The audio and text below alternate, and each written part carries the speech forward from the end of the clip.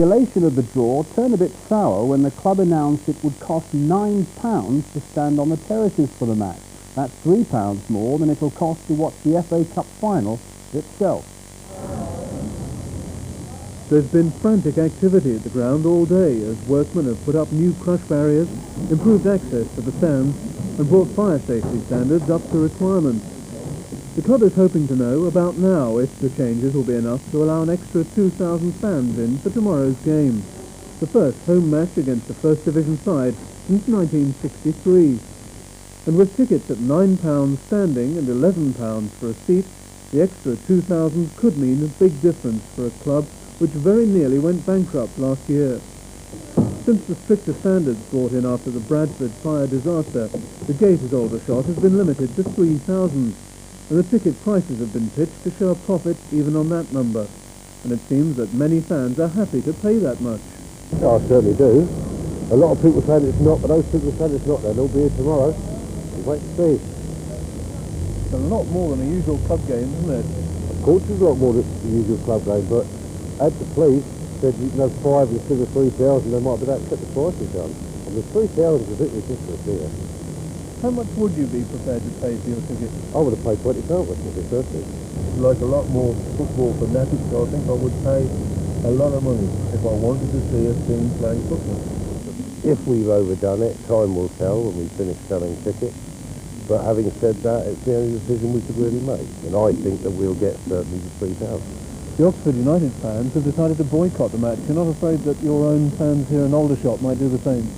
Well, ticket sales so far, which have only been casual, they haven't been advertised as being on sale, suggest otherwise. We've had lots of letters and phone calls of support for what we've done and lots of well wishes. So, no, I don't think it's the same. There was talk last year of Aldershot folding financially. Will this game put you on an even keel? No, it won't do that. I'm afraid you can't do that on one match, and we wouldn't attempt to, but it will at least assure us that the situation won't deteriorate because of a match, and also if we get over 3,000 it will improve finances to some degree. Only 2,000 tickets have been sold so far for a game which most 4th Division clubs can only dream about. Such a match would normally have fans queuing round a block to make sure of getting in. Even if the club is allowed a 5,000 gate, it won't be a record. Nearly 20,000 came to see the FA Cup 5th round match against Carlisle. But it may make Aldershot a record amount of money. It was FA Cup day and 4th Division Aldershot provided the biggest upset, beating 1st Division Oxford 3-0.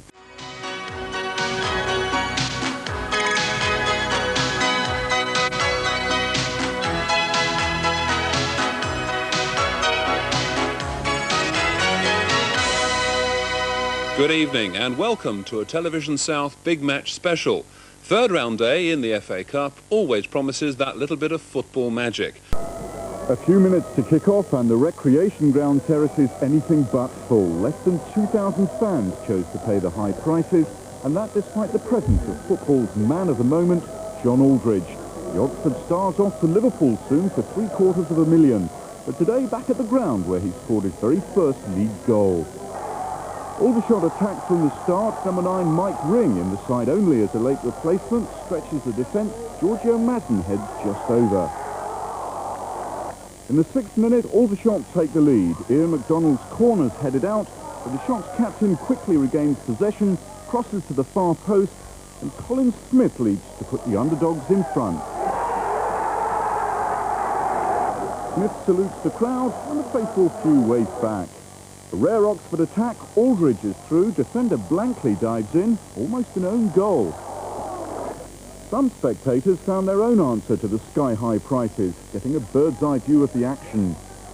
On the half hour, Barnes, who's been causing Oxford problems, is sent tumbling. Fijian referee Alfie Books lives up to his name, cautioning Trevor Hebbard. Half-time, Aldershot 1, Oxford 0.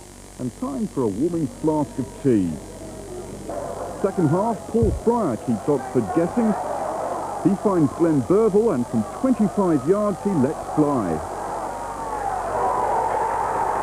Aldershot 2, Oxford 0. Those £11 tickets seem good value.